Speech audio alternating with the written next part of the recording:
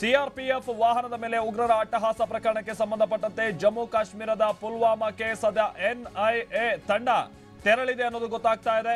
ನವದೆಹಲಿಯಿಂದ 12 ಸದಸ್ಯರ ಎನ್ಐಎ ತಂಡ ಜೊತೆಗೆ ವಿಧಿವಿಜ್ಞಾನ ಪ್ರಯೋಗಾಲಯದ ತಂಡವೂ ಕೂಡ ಈಗ ಪುಲ್ವಾಮಾಕ್ಕೆ ತೆರಳಿದೆ ಅನ್ನೋದು ಗೊತ್ತಾಗ್ತಾ ಇದೆ. ಹಾಗೆ ಕೃತ್ಯಕ್ಕೆ ಬಳಸಿದಂತ ಸ್ಫೋಟಕಗಳ ಪರಿಶೀಲನೆಯನ್ನ ಈ ತಂಡ ನಡೆಸುತ್ತೆ. ಎನ್ಐಎ ಸಹಜವಾಗಿ ಇಂಚಿಂಚು ಮಾಹಿತಿಯನ್ನ ಕಲೆ ಹಾಕುತ್ತೆ.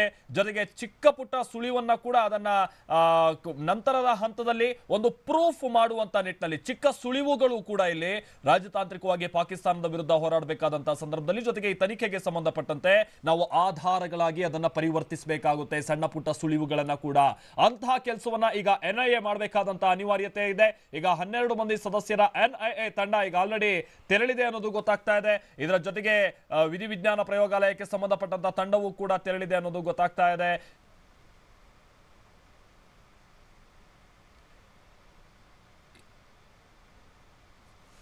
ಇದು ನಾವೀಗ ಪುಲ್ವಾಮಾದಲ್ಲಿ ಗಮನಿಸ್ತಾ ಇರುವಂತಹ ವಿಚಾರ. ಯಾಕಂತ ಅಂದ್ರೆ ಈ ಹಿಂದೆನ ಆದಂತಹ ಅಟ್ಯಾಕ್ ಗಳಲ್ಲೂ ಕೂಡ ನಾವು ಗಮನಿಸಿದೀವಿ.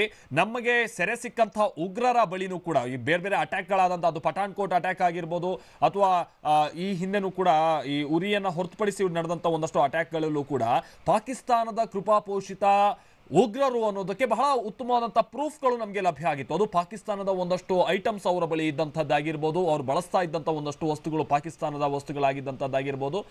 ಇದರ ಜೊತೆಗೇನೆ ಅವರ ಮೊಬೈಲ್ ಕಾಲ್ ರೆಕಾರ್ಡ್ ಅನ್ನ ತೆಗೆದಂತ ಸಂದರ್ಭದಲ್ಲಿ ಆ ಕಡೆಯಿಂದ ಬಂದಂತ ಕಾಲ್, ಈ ತರದ ಪ್ರೂಫ್ಗಳನ್ನ ನಾವು ಕಲೆ ಹಾಕಬೇಕಾಗುತ್ತೆ. ಆ ಕೆಲಸವನ್ನ ಎನ್ಐಎ ಮಾಡುತ್ತೆ. ಈಗ ನಾವು ಗಮನಿಸ್ತಾ ಇದೀವಲ್ಲ, ಕೇಂದ್ರ ಗೃಹ ಸಚಿವ ರಾಜನಾಥ್ ಸಿಂಗ್ ಅವರು ಸದ್ಯ ಪ್ರಧಾನಿ ನರೇಂದ್ರ ಮೋದಿ ಅವರ ನಿವಾಸದ ಕಡೆಗೆ ಹೋಗ್ತಾ ಇರುವಂತಹ ಸಂದರ್ಭವನ್ನ ಗಮನಿಸ್ತಾ ಇದ್ದೀವಿ. ಇನ್ಫ್ಯಾಕ್ಟ್ ಬಹುಶಃ ಅವರು ಎನ್ಐಎ ಜೊತೆಗೆ ಜೊತೆಗಿನ ಮೀಟಿಂಗ್ ಅನ್ನ ಮುಗಿಸಿದ್ದಾರೆ. ಯಾಕಂತಂದ್ರೆ ಎನ್ಐಎಗೆ ಸಂಬಂಧಪಟ್ಟಂತವ್ರು ಜೊತೆಗೆ ರಾಗೆ ಸಂಬಂಧಪಟ್ಟಂತವ್ರು ಗುಪ್ತದಳಕ್ಕೆ ಸಂಬಂಧಪಟ್ಟಂತಹ ಬಹಳಷ್ಟು ಮುಖ್ಯಸ್ಥರ ಜೊತೆಗೆ ಅವರು ಸಭೆಯನ್ನ ನಡೆಸಿದ್ದಾರೆ.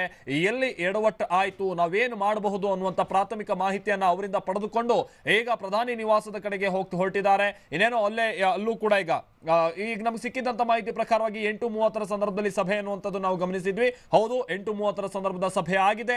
ಈಗ 9:15 ಮತ್ತೊಂದು ಸಭೆ ಇದೆ. ಅದು ಪ್ರಧಾನಿ ನಿವಾಸದಲ್ಲಿ ನಡೆಯುವಂತಹ ಸಭೆ.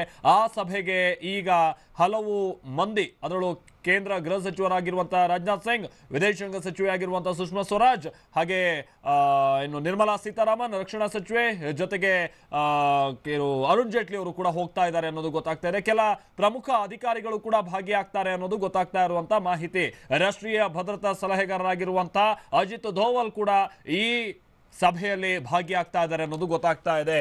ಎಲ್ಲಿ ಎಡವಟ್ಟಾಯಿತು ಅನ್ನುವಂಥದ್ದು, ಯಾಕಂತಂದ್ರೆ ಸಿಕ್ಕಿರುವಂತಹ ಮಾಹಿತಿಯ ಪ್ರಕಾರವಾಗಿ, ಕೆಲವೊಂದು ಮೂಲಗಳ ಪ್ರಕಾರವಾಗಿ ಸೇನೆ ಹಾಗಾದ್ರೆ ಅಷ್ಟು ದೊಡ್ಡ ಸಂಖ್ಯೆಯಲ್ಲಿ ತನ್ನ ಯೋಧರನ್ನ ಸಿಆರ್ಪಿಎಫ್ ಅದು ಶ್ರೀನಗರಕ್ಕೆ ಕಳಿಸ್ಕೊಡ್ತಾ ಇದ್ದಂತಹ ಸಂದರ್ಭದಲ್ಲಿ ಹೇಗೆ ಮಾಹಿತಿ ಲೀಕ್ಔಟ್ ಆಯಿತು, ಈ ಥರದ್ದೆಲ್ಲವೂ ಕೂಡ ಒಂದಷ್ಟು ಪ್ರಶ್ನೆಗಳಿದೆ. ಹಾಗಾಗಿ ಮಾಹಿತಿ ಉಗ್ರರಿಗೆ ಸಿಕ್ಕಿರಬಹುದು. ಜೊತೆಗೆ ಆ ಪ್ರೀ ಪ್ಲಾನ್ಡ್ ಮಾಡ್ಕೊಳ್ಳೋದು 350 kg ಸ್ಫೋಟಕ ಅಂತ ಅಂದ್ರೆ ಅದು ಒಂದು ದಿನದಲ್ಲಿ ಮಾಡ್ಕೊಂಡಿರುವಂತಹ ತಯಾರಿ ಖಂಡಿತ ಅಲ್ಲ. ಇದಕ್ಕೆ ಬೇಕಾದಂತಹ ತಯಾರಿಯನ್ನು ಅವರು ಬಹಳ ದಿನಗಳಿಂದ ಮಾಡ್ಕೊಂಡಿದ್ರು. ಹಾಗಾದ್ರೆ ಮಾಹಿತಿ ನಮ್ಮಿಂದ ಎಲ್ಲಿ ಹಾಗಾದ್ರೆ ಸೋರಿಕೆ ಆಗಿರ್ಬೋದು, ಈ ತರದನ್ನು ಕೂಡ ಕಲೆ ಹಾಕಬೇಕಾದಂತ ಅನಿವಾರ್ಯತೆ ಇದೆ. ನಮ್ಮಲ್ಲೇ ಯಾರಾದ್ರೂ ಇದಾರಾ, ಈ ತರದ ಮಾಹಿತಿಯನ್ನ ಕಲೆ ಹಾಕಬೇಕಾಗಿದೆ. ಅಲ್ಲಿ ಸ್ಥಳೀಯವಾಗಿ ಇದೆಲ್ಲ ಮಾಹಿತಿಯನ್ನ ಪಡೆದುಕೊಳ್ಬೇಕಾದಂತ ನಿಟ್ಟಿನಲ್ಲಿ, ಅದನ್ನ ನಂತರದ ಹಂತದಲ್ಲಿ ತಿಳಿದುಕೊಳ್ಬೇಕಾದಂತ ನಿಟ್ಟಿನಲ್ಲಿ ಈಗ ನಡೀತಾ ಇರುವಂತಹ ಈ ಸರಣಿ ಸಭೆಗಳು ಅತಿ ಮುಖ್ಯ ಆಗಿದ್ದು, ಹೀಗಾಗಿನೇ ಈಗ ಒಂದು ಹಂತದ ಮಾಹಿತಿಯನ್ನ ಪಡೆದುಕೊಂಡಿರುವಂತಹ ಗೃಹ ಸಚಿವರು ನೇರವಾಗಿ ಪ್ರಧಾನಿ ನಿವಾಸದ ಕಡೆಗೆ ಹೊರಟಿದ್ದಾರೆ ಅನ್ನೋದು ಗೊತ್ತಾಗ್ತಾ ಇದೆ. ಹಾಗೆ ಈಗ ಬಹಳಷ್ಟು ಮಂದಿ ಹೇಳ್ತಾ ಇದ್ದಾರೆ ಇಲ್ಲ ಸರ್ಜಿಕಲ್ ಸ್ಟ್ರೈಕ್ ಆಗಬೇಕು ಅನ್ನುವಂತ ರೀತಿಯಲ್ಲಿ. ಬಟ್ ಈಗಿರುವಂತಹ ಕಂಡೀಷನ್ ಅಲ್ಲಿ ತತ್ಕ್ಷಣಕ್ಕೆ ಅಂಥ ಅಟ್ಯಾಕ್ ಗಳನ್ನ ಮಾಡೋದಕ್ಕೆ ಖಂಡಿತವಾಗಿಯೂ ಬಹುಶಃ ಸಾಧ್ಯ ಆಗೋದಿಲ್ಲ. ಯಾಕಂತಂದ್ರೆ ಬಹಳಷ್ಟು ಮಂದಿ ತಜ್ಞರು ಕೂಡ ಹೇಳ್ತಾ ಇರುವಂತೆ, ಜೊತೆಗೆ ನಿವೃತ್ತ ಸೇನಾಧಿಕಾರಿಗಳು ಕೂಡ ಹೇಳ್ತಾ ಇರುವಂತೆ, ಸಹಜವಾಗಿ ಪಾಕಿಸ್ತಾನ ಅಲರ್ಟ್ ಆಗಿರುತ್ತೆ. ಸಹಜವಾಗಿ ಗಡಿ ಪ್ರದೇಶದಲ್ಲಿರುವಂತಹ ಉಗ್ರರು ಅಲರ್ಟ್ ಆಗಿರ್ತಾರೆ. ಹಾಗೆ ಆ ಉಗ್ರರಿಗೆ ಬೆಂಬಲ ಕೊಡ್ತಾ ಇರುವಂತ ಸ್ವತಃ ಪಾಕಿಸ್ತಾನದ ಸೈನಿಕರು ಕೂಡ ಅಲರ್ಟ್ ಆಗಿರ್ತಾರೆ. ಇಂತಹ ಸಂದರ್ಭದಲ್ಲಿ ಮತ್ತೆ ಸರ್ಜಿಕಲ್ ಸ್ಟ್ರೈಕ್ ನಂತ ದುಡುಕಿನ ನಿರ್ಧಾರವನ್ನು ತತ್ಕ್ಷಣಕ್ಕೆ ನಾವೇನಾದ್ರು ತೆಗೆದುಕೊಂಡ್ರೆ ಅದು ಮತ್ತೆ ನಮ್ಮ ಯೋಧರಿಗೆ ಮತ್ತೆ ಅನಾಹುತ ಆಗಬಹುದಾದಂತಹ ಚಾನ್ಸಸ್ಗಳು ಕೂಡ ಇರುತ್ತೆ. ಈ ಕಾರಣಕ್ಕಾಗಿ ದುಡುಕಿನ ನಿರ್ಧಾರವನ್ನು ತೆಗೆದುಕೊಳ್ಳದೆ ರಾಜತಾಂತ್ರಿಕವಾಗಿ ಏನ್ ನಿರ್ಧಾರವನ್ನು ತೆಗೆದುಕೊಳ್ಳಬಹುದು, ಜೊತೆಗೆ ಗೌಪ್ಯವಾಗಿ ಪಾಕಿಸ್ತಾನದ ಮೇಲೆ, ಯಾಕಂತಂದ್ರೆ ಪ್ರತೀಕಾರ ಅನ್ನುವಂಥದ್ದು ಈಗ ಆಲ್ರೆಡಿ ಘೋಷಣೆ ಆಗಿ ಹೋಗಿದೆ.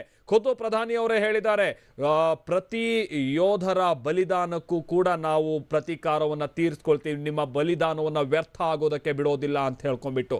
ಈ ಕಾರಣಕ್ಕಾಗಿನೇ ಕೇಂದ್ರದ ಮೇಲೆ ಬಹಳಷ್ಟು ನಿರೀಕ್ಷೆಗಳಿದೆ. ದಿಟ್ಟ ನಿರ್ಧಾರ ಏನ್ ತೆಗೆದುಕೊಳ್ಬಹುದು ಅಂತೇಳಿ ಪ್ರತಿನಿತ್ಯ ಈ ತರ ಯೋಧರ ಮೇಲೆ ಆಗ್ತಾ ಇರುವಂತಹ ಅಟ್ಯಾಕ್ ಗಳನ್ನ ನೋಡಿ ನೋಡಿ ಸಾಕಾಗಿ ಹೋಗಿದೆ. ಇದೊಂದು ಎಕ್ಸ್ಟ್ರೀಮ್ ಲೆವೆಲ್ ಅನ್ನ ತಲುಪಿರುವಂತಹ ಸಂದರ್ಭ ಇದು. ಹೀಗಾಗಿನೇ ಈಗ ಇಂಥದಕ್ಕೆಲ್ಲವಕ್ಕೂ ಕೂಡ ಬ್ರೇಕ್ ಹಾಕಬೇಕು ಅನ್ನುವಂಥದ್ದಕ್ಕೆ ಒಂದು ಅವಕಾಶ ಕೂಡ ಸಿಕ್ಕಿದೆ. ಆ ಥರದ ಒಂದು ಸಮಯ ಸಂದರ್ಭ ಕೂಡ ಈಗ ಬಂದಿದೆ. ಈ ಕಾರಣಕ್ಕಾಗಿನೇ ಎಲ್ಲರೂ ಕೂಡ ಎದುರು ನೋಡ್ತಾ ಇರುವಂಥದ್ದು ಕೇಂದ್ರದ ನಿರ್ಧಾರ ಏನಿರಬಹುದು, ಕೇಂದ್ರದ ಕಾರ್ಯತಂತ್ರ ಏನಿರಬಹುದು ಅನ್ನುವಂಥ ವಿಚಾರಕ್ಕೆ ಸಂಬಂಧಪಟ್ಟಂತೆ ಅದಕ್ಕೆ ತಕ್ಕಂತೆಯೇ ಸರಣಿ ಸಭೆಗಳು ಸದ್ಯ ನಡೀತಾ ಇರುವಂಥ ಸಂದರ್ಭವನ್ನು ಗಮನಿಸ್ತಾ ಇದ್ದೀವಿ ನಾವಿಲ್ಲಿ.